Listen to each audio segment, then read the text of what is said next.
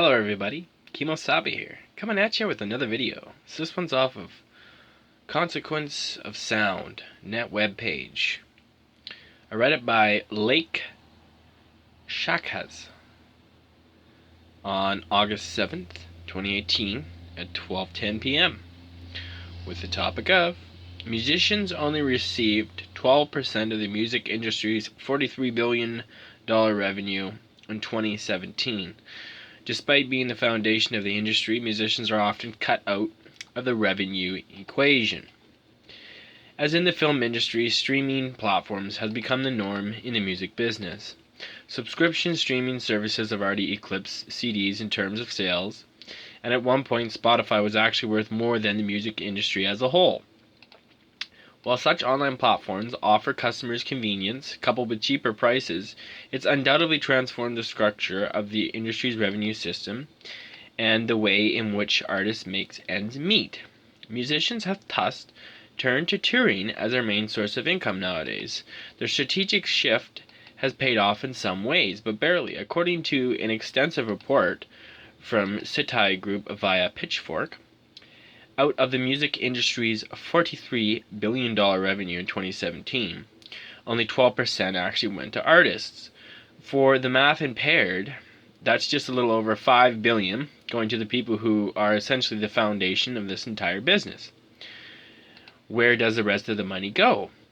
Per the report, a good chunk of the revenue is pocketed by the middleman, those working in the distribution services like AM/FM radio, online platforms, and record labels.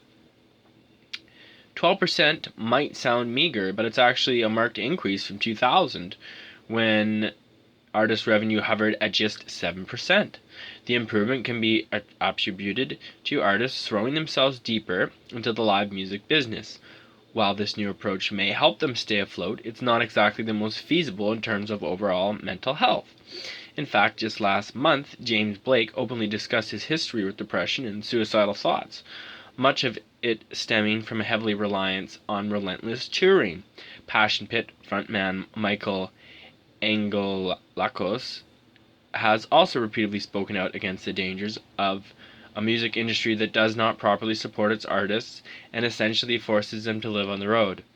The risks associated with becoming a commercialized artist and embarking on the typical album release, like endless promotion and touring, have nearly killed me, he told Consequence of Sound in January.